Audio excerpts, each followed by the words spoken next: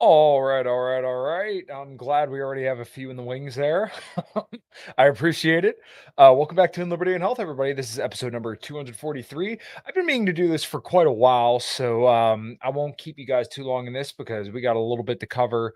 Don't know how long I'll go for. It'll depend on how active the chat is and all that good stuff. The question we're seeking to answer today is: Is China buying up all the farmland in the United States? We've heard this a lot, so really excited to discuss it with audience. So please make sure you are like, subscribe, share this if you can. Hit all links below for LMNT, the world's best electrolytes, tigerfitness.com, the world's best supplements, and also Fox & Sons Coffee for some amazing coffee. Love their dark roast and some of their other roasts that they got going on as well. So I don't want to keep you guys too long in this beginning part of the show. So without further ado, let's go. What is up, everybody? My name is Kyle Matovic. I am the host of the In Liberty and Health podcast, where we talk all things liberty, health, and wellness, and beyond. My hope is to encourage and spread the message of liberty and physical and mental well-being. I hope you enjoy all the topics we talk about with our guests. We're on all major streaming platforms, so please sit back, relax, and enjoy. Man, I'm doing as good as anyone can do getting buried by his 13-year-old son on leg day. I'm not going to apologize for not being on this podcast because I got to go see Metallica. So if that's a problem, kiss my ass. Okay? All right. All right. So I wanted to start the series for quite a while because I noticed that there was a lot of anti-China propaganda going around. Apologies, of course, my dogs don't like it either.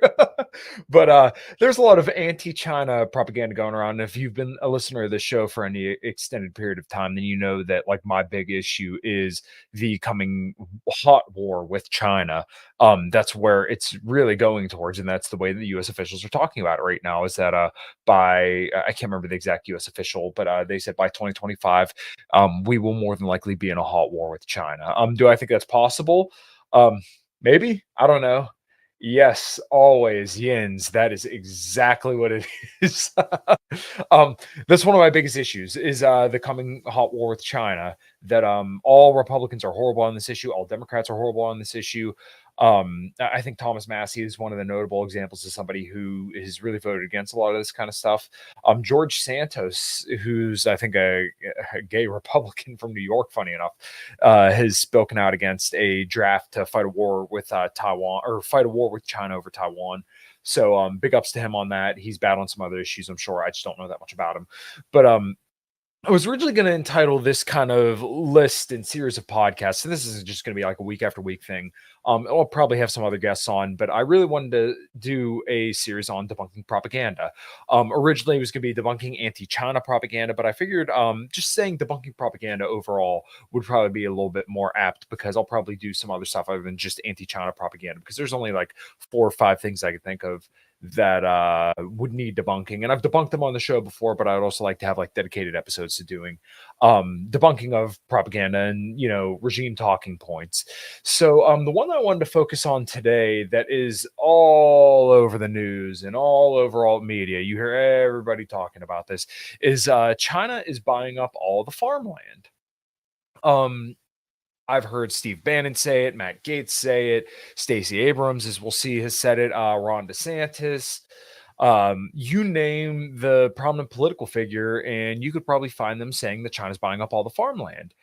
It's been even RFK has said it, and he's actually pretty good on the China stuff. He recognizes that China is an economic competitor and that we shouldn't fight a hot war with them, which is like that's all I'm asking for, man. Just don't say we're not going to go to war with China.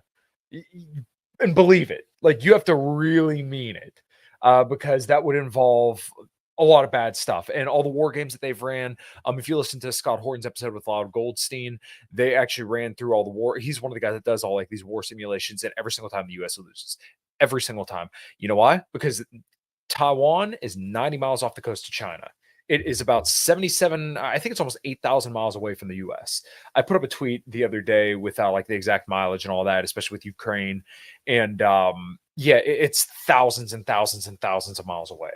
With the changing world orders that Ray Dalio has theorized, the charted cycle of an empire in the phases, interesting chart, and if it's true, a war will happen.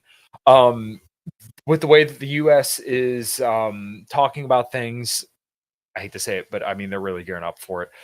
Is Connor Freeman, who's been on the show before, has detailed out many a times that it is the largest arms and military buildup since World War II. I mean, you got the bases in the Philippines. The arms guarantees signing or sending troops to Papua New Guinea, and also guarantees for them. Trying to get all in good with India, also Japan doubling their military budget by 2025. Just lots of stuff going on when it comes to building up specifically around China. And then there's a lot of stuff about NATO creeping over towards Russia, but we're not really going to focus on that in this episode today. Maybe in a future episode we'll tackle that a little bit more. Yeah, I would definitely agree, Kevin, that it's declining empire flailing. It's pretty much what it is. But the one thing that a lot of people kind of miss about China-U.S. relations is that China needs, a lot of farmland to maintain their populace, which we're going to talk about in this show in particular. They don't have a lot of farmable soil. Their country is mostly desert, and they also have all these wild housing projects that they do. They build up ghost cities and tear them down again just to make it look like they're doing well. They also have a very, very large population. So we're going to talk about some of that in today's show. So once again, if you haven't yet, please like the video. And let me add this to the screen, and we're going to watch this. This is from, as people entitled it, the woodshed debate. Maybe I should do this because it's a little bit. Yeah, there we go. I like that a little bit more. It was called the woodshed debate because it was Stacey Abrams, Brian Kemp, and Shane Hazel, who's been on the show a couple times to, for the governor debate for Georgia. And Stacey Abrams had asked this of Shane. So hopefully it doesn't echo. It should because I don't have my headphones on. But here, let's listen to what Stacey Abrams has to say, or has to ask Shane, and we will kind of get into this a little bit more. Stacey Abrams, you get the next question for Shane Hazel. Mr. Hazel, Republicans and Democrats have raised the alarm over the rise in the Chinese Communist Party-backed companies purchasing American farmland. To date, they've purchased more than 1 million acres of farmland in the state of Georgia. Would you agree with Mike Pompeo that allowing those purchases in the state of Georgia is a sign of madness? And would you be concerned about the national security implications of the Chinese Communist Party purchasing this land with the support of the state of Georgia? I won't let Shane's answer play. I gotta say I was a little bit disappointed in his answer because I think he could have shot back with the fact that it's just some of the information here. But also let's go over to this. Let me make sure that we got the right thing here. Share this tab instead. Okay. DeSantis signs bills banning Chinese citizens from buying land in Florida. Republican governor says bills are meant to counteract the malign influence of the Chinese Communist Party in the state. I won't read this whole article, but I just kind of wanted to give you guys a little bit more proof that this is quite a big talking point. I'm sure if you guys have listened to any right-wing media, then you've heard them talk about it. Governor Ron DeSantis of Florida signed a series of bills on Monday that bans Chinese citizens from buying land in the state. In a recent news release, the Republican announced his signing of that bill and two others that are meant to counteract what he described as the malign influence of the Chinese Communist Party in the state of Florida. One bill restricts Chinese nationals from buying land in Florida unless they're also American citizens or permanent residents. Chinese citizens with non-tourist visas, meanwhile, would be limited to buying fewer than 2 acres of land that is at least 5 miles away from any military institutions, the Tampa Bay television news outlet WTVT reported. The bill also restricts foreign citizens of other countries from buying land under certain circumstances. Russian, Iranian, Cuban, Syrian, North Korean, and Venezuelan citizens are not allowed to purchase land within 10 miles of military bases under the measure, but can still buy property elsewhere in Florida. Like I said, I don't want to riff on that too long. But as you could see here, it is quite a thing that they're really going after this idea of China buying up all the farmland. And as I've detailed out before, and as everybody's probably well aware of, DeSantis he's a neocon. People don't like it when I say that, but he is. He agrees with all the militarism and all the buildups, and it's pretty funny to hear people say that he would end the war in Ukraine, but he's been so wish-washy on that issue and just has provided no substance on that matter. But of course, he mentions Iran. You can't be Iranian because he's a mega Iran hawk. Venezuelan because he's a major hawk on the South Americas as well. But kind of all that stuff there. But once again, they're always mentioning it's a CCP buying all the farmland, but they never tell you like the full context of it and like what percentage they actually own. They never give you the full information. So I wanted to do a little bit of a dive on this, and I want you guys to kind of hang with me here. I'm going to pull this back up to the screen here, and we will go through this. So I apologize if you guys can't quite read that. I'll try to zoom in a little bit. There we go. So this is a PDF from the census.gov. Who owns America's farmland? And before people say that, oh, this is the government providing you this. The government is everybody in the government is extremely hawkish on China. So therefore, why would they lie about who owns the farmland? So who owns America's farmland? There are nearly 2 million fewer owners of the U.S. agricultural land now than in 1945. This dramatic drop is mostly due to our steadily declining population of farmers. Periodic censuses, surveys by the Census Bureau detail farm production, operations, and owners. The 1988 Agricultural Economics and Land Ownership Survey features data on farmland ownership for the calendar year 1988, and this brief survey highlights data from that survey. So yeah, you could say that this is a little bit old, but we'll also get into a little bit more current data. Most landowners are farm operators. So in this graph here, there's a total of 3 million owners. Many farmland owners don't own farms. So right here, there's a little white area where it says both farm and rent their land. The others, 6%, don't farm, only rent their land. Others, 44%, and farm all their land is 50%, and that's 3 million owners. Most land acquired is someone not a relative, other 6%. Purchased from a relative is 18%, inheritance or a gift is 25%, and purchased from non-relative is 51%. So yeah, this is all pretty old, but like I said, we are going to get a little bit more current data. I just figured we would breeze through this real quick, and we'll move on to this here. So this is from the American Action Forum. I shot the shit with some of the guys from like the antiwar.com and the Libertarian Institute just to kind of make sure that there wasn't potentially anything that I was missing in this. But they actually did a pretty good job of kind of reading through this. So foreign ownership of U.S. agricultural land. This is published March 16th, 2023. So this is a little bit more current. Foreign ownership of U.S. agricultural land. The executive summary is that Congress debates its economic and national security policy posture towards China. There has been an increased scrutiny of Chinese ownership of U.S. agricultural land. While several recent studies point to an increase in Chinese-owned agricultural land, much of the conversation does not reflect the context of total private agricultural land ownership or Chinese ownership relative to individuals from other countries. And that is a very, very good point. Make sure you guys, if you're listening, you kind of keep that in the back of your mind because that will come up a little bit later. And whenever people bring this up to you, just remember this specific point because I'll give you more information here in a bit. This research presents a broad look at data surrounding private ownership of U.S. agricultural land. It finds that roughly 3% of this land in acres is foreign owned, with less than 1% of that slice owned by Chinese nationals. Let me read that again. This research presents a broad look at the data surrounding private ownership of U.S. agricultural land. It finds that roughly 3% of this land in acres is foreign owned. And that's all countries around the world. 3% is foreign owned, with less than 1% of that slice is owned by Chinese nationals. So, introduction. In recent years, there's been significant debate in Congress and the White House about the economic and national security impacts of the United States' engagement with China.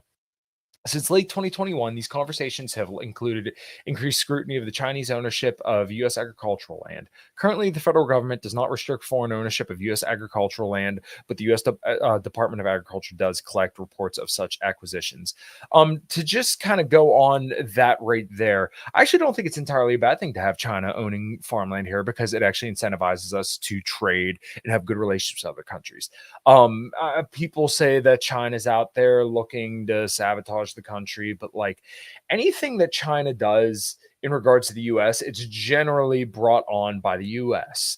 This isn't to say that everything that they do is right, because it's not, but like we largely encourage all the hostilities and the bad faith and whatever you want to say. Like, a lot of the hostilities towards the US are strictly because what the US is doing around the world.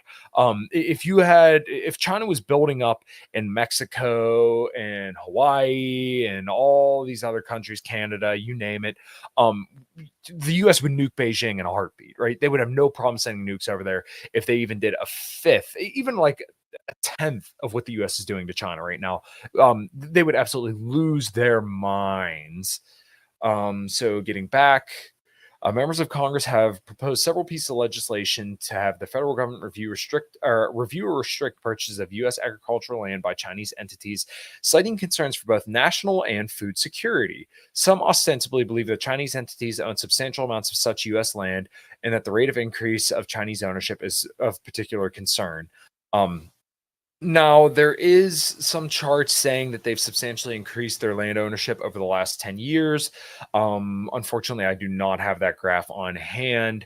But even at that, if it's still less than 1%, what are we even talking about here? Is there really anything to this if it's less than 1%? And you got to remember, they said it's 1% of the 3% of all the foreign land owned, or all the land that's owned in the US from foreign countries. Moving on. Yet much of the analysis of Chinese ownership is not presented within the context of total foreign ownership of the U.S. agricultural land, and within the context of total amount of privately held agricultural land in the United States. This research presents a broad look at the data surrounding private ownership of U.S. agricultural land. It finds that roughly 3% of this land in acres is foreign owned, with less than 1% of that slice being owned by Chinese nationals. So I'll skip to the tables here. Just because some of this stuff, you guys, I'll put the links in the description. I apologize for not having that in there, but I will after I'm done with the show. So this is table 1, top 10 foreign owners by acres of U.S. agricultural land in 2021. So we are looking at number 1 is Canada. Canada has 12,000. I can't read that number. I think that's. Sorry guys. I'm sorry. 12,845,209. So they would rank at number 1 in the foreign land ownership of the United States. Netherlands coming in at number 2. That is 4 million acres. Almost 5 million acres. I'm not going to read these numbers exactly, but you can kind of get an idea of what they are. Italy is about 2.75 million. The United Kingdom is about 2.5 million. Germany is about 2.25 million. Portugal is about 1.5 million. France 1.3 million. Denmark 800,000. Luxembourg is 800,000. Ireland is about 760,000. So if you look in the top 10 from 2021. The top 10 from 2021, China's not even in the top 10. Not even in the top 10.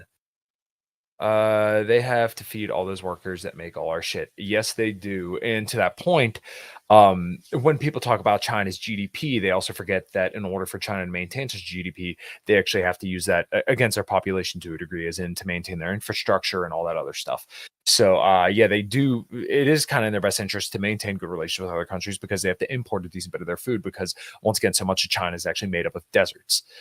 So I'll skip to the next thing. Top 10 foreign owners by land value. So this is like the value of land, and you could see how this almost gets a little silly, because value is subjective at the end of the day. So, you could say maybe like the flat land is a little bit more valuable because you could use that for more stuff. And then maybe like buying the forest land isn't as valuable because you can't do quite as much farming or stuff like that. But, just to kind of prove their point here. Table 2, top 10 foreign owners by land value of U.S. agricultural land. Canada is number 1 because they own the most. So theirs is, once again, total acres is almost 13 million. And that value is almost more than the Netherlands and Germany combined. So as you could see, Canada, Netherlands, and Germany own the most like expensive farmland. But the top 3 like that own the most total acreage is Canada, Netherlands, and Italy. So then number 4 would be Germany. Italy would be number 5. United Kingdom after that. Portugal, France, Japan, Sweden, and then at number 10 in foreign land value, foreign ownership land value. Apologies. China is at number 10. But they only have 383,935 total acres, and as compared to like number 10 in the issue or in the total land ownership is Ireland, and Ireland has more than double of China's total land ownership. So this really just kind of defeats the whole argument they're buying all the farmland, because they're not even in the top 10. So in my mind, you should be more concerned with Canada, because their government is they're right above us, right? So in the situation that there would be any issues with Canada, they own way, way, way exponentially more farmland than China does. I mean, and it's not even close. So I'll continue right underneath this graph, and we'll kind of keep breezing through this, and hopefully you guys find this useful. To understand the extent to which U.S. agricultural land is foreign owned, and at how foreign ownership has changed over time, it is also essential to look at foreign ownership within the context of total private ownership of U.S. agricultural land. The acreage privately owned U.S. agricultural land, roughly 1.3 billion acres, has not changed over the last decade. That's notable. Foreign ownership of this land has changed somewhat, as shown in Chart 1. In 2011, 25.7 million acres of U.S. agricultural land was wholly or partly owned by foreign entities. In 2018, the number of foreign-owned acres crested 30 million, and in 2021, foreign entities owned over just 40 million acres of U.S. agricultural land. On the other hand, in 2011, 1.26 billion acres of agricultural land was domestically owned, and in 2021, that number is 1.25 billion. So we're really talking about next to nothing that has really changed in the last 10 years when it comes to, domestic land ownership. I mean, 1.26 billion acres is still owned, it's owned in the US, and we're worried about not even 400,000 acres owned by China. That's really what we're worried about. And notice once again, they never bring up any of these other countries, but that's because the US is building up against these other countries. They're considered friendly to the US. We could be friendly with China too. As Ron Paul always said, it didn't have to be this, or it doesn't have to be this way. So let's go here to domestic and foreign ownership of U.S. agricultural land in acres, 2011, 2021. As you could see, for those listening, the blue lines from 2011 to 2021 remain virtually unchanged. I mean, if you look at it really close, you can see it's like ever so slightly down, but you really can't tell. Now the orange lines you could see they're not even like a 20th of these other ones. So in 2011, it's pretty small, but then even in 2021, it's still nothing compared to all the domestic land ownership. So in terms of percentages shown in Table 3, foreign entities own 2% of U.S. agricultural land in 2011. And in 2021, foreign entities own 3.1% of this land. The percentage increase of foreign land ownership may be substantial, but in the context of total agricultural land, foreign entities still own a marginal fraction of this land. So moving on, the percentage of foreign held U.S. agricultural land, we'll go year by year here. 2011, 2%, 2012, 2%, 2013, 2%. From 2014 to 15, that's 2 to 2.1%. From 2016, that's 2.2. 2017, 2.3, 2018, 2.5, 2019, 2.7, 2020, 2.9, and 3.1 in 2021. So moving on here, Chinese ownership. And just to belabor the point a little bit more, I know you guys are probably sick of it. Bill Gates owns 270K of farmland by himself. That's pretty crazy. Yes, he would be in that group of private ownership. And I would be more concerned with what Bill Gates wants to do with that farmland than China. I do believe we should ask questions about that. I believe that, I don't know all that crazy shit about Bill Gates, but I know that he's a big promoter of like a vegan lifestyle. But that being said, you need a lot of good farmland to, mine the or not mine, but like gather the soybeans and stuff like that, because the soil, you have to have very, very rich soil because it gets depleted very, very quickly if you're doing a lot of plant agriculture. And to my understanding, and I'm not the expert on this, but if you have like cows and, grass-fed, grass-finished meat being your regenerative agriculture. So basically like cows, bison, and ruminant animals kind of living and existing in that biome, it actually helps regenerate the soil. So versus when you have plant agriculture, that actually damages the soil to a great degree. So moving on here, Chinese ownership of U.S. agricultural land. The primary debate in Washington, D.C. is not just about the concept of foreign ownership of U.S. agricultural land, but to the extent to which Chinese entities own U.S. agricultural land. This concern has become especially pronounced as strategic competition. They no longer really use that. Well, they kind of do.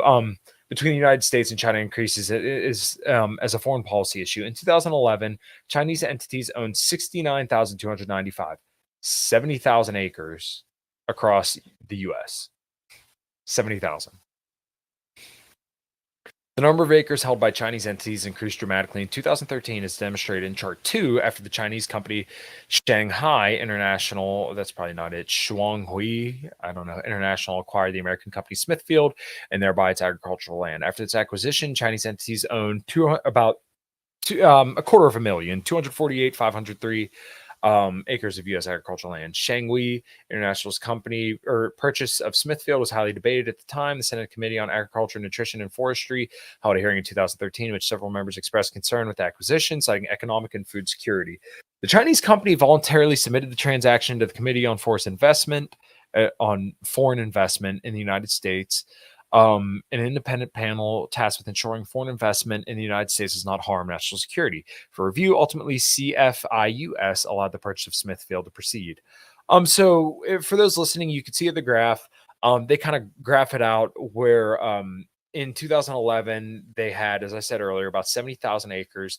And then from 2013 all the way up to 2019, their total land ownership had pretty much stayed the same, right at about 250,000. And then in 2020, it jumped quite a bit. In 2021, it kind of leveled off a little bit. It still went up, but not an insane amount. So here we'll go to the next chart. Like I said, I don't want to belabor or bore you guys with all the text in the article here. So this chart here, total foreign and Chinese ownership of U.S. agricultural land in acres 2021. So total foreign ownership were at a little bit above 40 million. And then China, when you compare them side by side, it's like not even close. China doesn't even you can hardly even see it on this graph. Like I said, I'll have the links in the description so you guys can look at this if you want.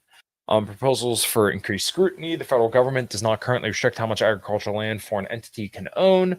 Some states, however, do expressly impose restrictions on such ownership. As of January 2023, 14 states, mostly in the Midwest and Great Plains, prohibited or restricted foreign ownership of agricultural land. 29 states expressly allow foreign entities to own agricultural land, and 7 are silent on the issue. Texas is one of the states that expressly allows foreign owners for agricultural land, despite the Lone Star Infrastructure Protection Act. This is because the law itself restricts certain countries from engaging in infrastructure, but allows physical ownership of farmland. Several states, including Florida, Alabama, Mississippi, Montana, have proposed legislation to change the way they treat foreign ownership of agricultural land. The California state legislature passed a bill in 2022 that would have prevented these kinds of purchases, but it was vetoed by the governor. So they just talk about some other stuff there. They have a whole bunch of sources down here below. I thought this article was absolutely fantastically written, so I highly recommend you guys check this stuff out. Their conclusion: as Congress debates imposing federal restrictions on foreign ownership of U.S. agricultural land, it is crucial that members have a clear understanding of the extent to which foreigners own this land, as well as ownership breakdown among countries. Yeah, they got 10 sources in here. So I think this is absolutely fantastic. Right up here, let me remove this and I'll just shoot the shit with you guys for a few minutes. Yeah, I think that was a phenomenal breakdown, and it really does detail out just how little land ownership there is from China and the United States. Even when they bought a corporation, they still don't own all that much. So I know this gets thrown around so much. I've heard it in the presidential debates, and I've heard, every single China hawk bring this up, but there's virtually no truth to it. They're not buying up all the farmland. They're once again, they're not even in the top 10. I don't even think they're in the top 20. when I looked at it last, I was trying to find a specific PDF, but I couldn't find it. So um, let's move on to Statista here. Now, this is going to give a little bit of context as to why they might own land here in the U.S., and it makes sense. But so let me share this tab instead and move this back up in here. So value of the U.S. food products imported to China between 2011 and 2021. So actually, if you see here in 2015, it peaked.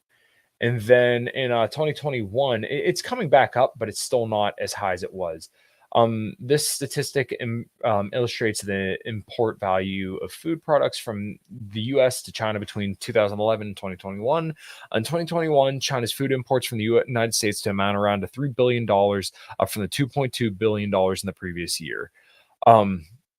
So as we could see, we're at about 1.5 billion back in 2011, and then it topped off at about 3.6 billion in 2015, and it went down. It bottomed out in 2017 at 1.8 billion, and then now we're back up to about 3 billion in 2021. So the reason why I'm sharing this is just to kind of let you guys know, or to explain a little bit why they might want to do this. As I said earlier, a lot of China is actually desert and it's not able to be farmed appropriately. So it's actually it's kind of in their best interest to get some farmland outside of their own country, so that way they can feed their population, because they have a population of over 1 billion people. I mean, they're a sizable fraction of the planet. So that being said, they have to do something to feed those people. So like, and also kind of get into a little bit more of the foreign policy aspect of this. Part of the reason why China wants to broker peace between Russia and Ukraine is because they want to use that farmland as well. They want to get, their soil and some of their natural resources in Ukraine, because they have a lot of like grain and stuff like that. And to be able to import that to their country to once again help feed their population. And there is the stereotype of all Chinese people eating rice and stuff like that, but they would get some of those grants from Ukraine, so they would see a benefit for seeking peace with Ukraine and Russia. And then obviously the US has done a lot to kind of drive Russia and China together, which it should have been like, hey, if we're going to do anything, why don't we drive them apart? But they've done everything but that. So I know this is a little bit of a shorter show, but I hope it was informative. And for all my China Hawk followers out there, you can listen to this and cope and seethe, and hopefully you change your mind on this issue, because this is a very, very important issue and people are going to widely debate it. But here are the facts. I gave them all to you, and it's up to you to do with this information as you please. If you guys don't got any more, questions or anything like that, then is what it is. I appreciate you guys hanging out for this brief show, but I really want to get this out there just to kind of solidify this into people's public consciousness, so that way you're armed with the correct information, and you can provide this for other people, and hopefully we can kind of direct the conversation towards like, hey, why don't we have peace? What's so wrong with that? We don't got to fight a war with these fucking people. Like, that's fucking insane. So thank you guys so much for listening. 2 more Common Crown shows coming up. We have one on the 14th, one on the 28th. And if you're in the southwestern Pennsylvania area, I'd love to see you, love to hang out with you, and have you hear the legendary tunes that I think we belt out. Tomorrow night, Cynthia Cowie is going to return. We're going to talk about the GOP debates and the Trump speech, some of that stuff. I don't know. Brady Leonard may join. I'm going to have to reach back out to him and see what he's doing. And if he's not able to, then it'll just be Cynthia and I shooting the shit about the latest with the GOP. Cognitive Vigilance, as always, on Thursday night. Next week, I got some awesome shows coming up for you. Let me make sure it is next week. Yes, next week. I cannot wait for you guys to see these guests. One in particular is going to be really cool. And to let everybody know that listening to this right now, that guest has been on Lex Friedman. He was on Soft White Underbelly, and he's done a ton of bigger podcasts. So really excited to get him on and have a chat with him. And I think it's going to piss off quite a few people, but I'm totally good with that. And, hopefully you guys find all the information that I put out there helpful. Make sure you like, subscribe, share, do all that good stuff. And until next time, everybody, thank you so much for listening. Hit all the links below to find me and what I got going on. And as always, stay jacked, stay tan, stay happy. And until next time, take care.